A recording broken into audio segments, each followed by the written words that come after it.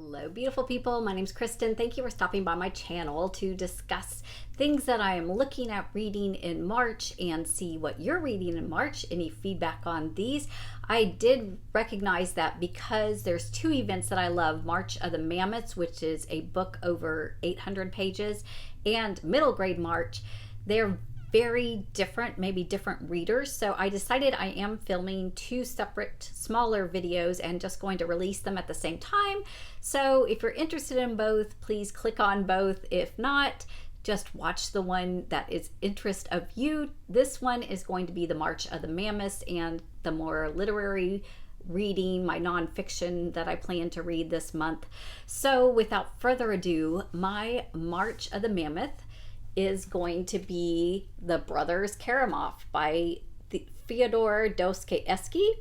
And I loved Crime and Punishment. I thought it kind of went down a rabbit trail and was a little drawn out in the middle, but it was great writing, just sucked me into the characters and the plot at the beginning, and I was anxiously awaiting and satisfied with the ending of that book. Felt like it had really great characters and philosophy about a gentleman who is basically down on his luck, and it's his own justification in his own mind for committing a crime and then trying to get away with it, or the guilt or fear of being caught. So this one, from what I understand, my Mammoth book, is a father who is a little party animal, is what I would say. I don't know that he's a complete alcoholic, but he definitely overdrinks, overwomanizes. Even when he gets married, he still continues to party and sleep around. And he has a first wife who gives him one son, I believe, and then he loses her, and a second wife comes into the story and gives two more sons. So it's a story of those three brothers, or half brothers, if you will. So, I mean, it looks like a big chunky family drama saga. And like I said, I really appreciated Crime and Punishment and kind of the psychological suspense that Dostoevsky was able to create. So I'm really looking forward to reading this for my March of the Mammoths. Let's see. I don't know exactly how many pages my version is. This is the Penguin Clothbound Classic. So it is 985 pages. 985 pages. So here's my chunky mammoth, y'all. And I think quite a few people have read this and loved it, but you can leave me a comment below if it's one you've read or want to read. Then for picking up my book of the month, Liane Moriarty, Here One Moment.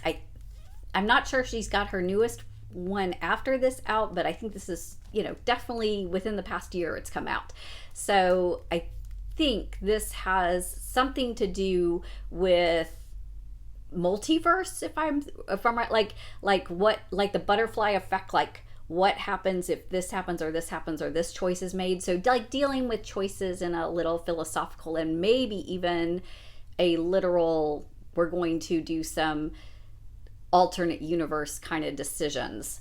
That's what I gather from the synopsis or reviews I've heard so far. But let me know if you've read it, if you think it's fun and worthy. And then also this one has gotten outstanding reviews in the past year. Last year came out The Wedding People. This is Alison Espach.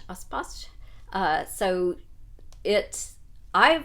everything I've read is kind of leaned towards it being a comedy, kind of more, one of those, it's the wedding, people are getting philosophical, particularly about romance. And then I don't know if this is a enemies to lovers or just an acquaintance that gets picked up and goes from the wedding party.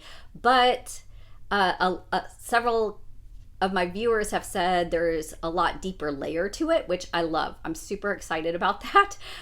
So I'm really, really looking forward to this one. It got bumped up on my list when I showed it as a haul. Several people gave comments about it that made it sound like it was really worthy. So I'm gonna do it in March, y'all. I'm definitely gonna read that one in March. And then my nonfiction, I always like to do at least one nonfiction. I picked this up at a library sale without the dust jacket, so it looks a little boring, but it's The Essential Sheehan. It's Dr. George Sheehan. So he was, or is, I don't think he's passed yet. He was a avid runner in the 70s, so maybe he has. He actually overcame cancer at least once and maybe 2 bouts of it. I know he had prostate cancer, and he was a physician, so he looked all into health, nutrition, how to take care of his body. He basically overcame the cancer and became a runner, but also a really strong advocate for seniors who are running and using health of diet and exercise to heal your body.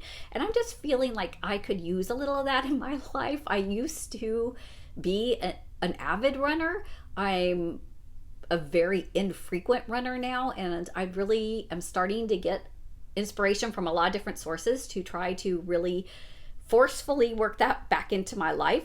And so I think this is the right book for me right now. But if you've read it, if you know anything about this, let me know, and I will let you know in my reviews.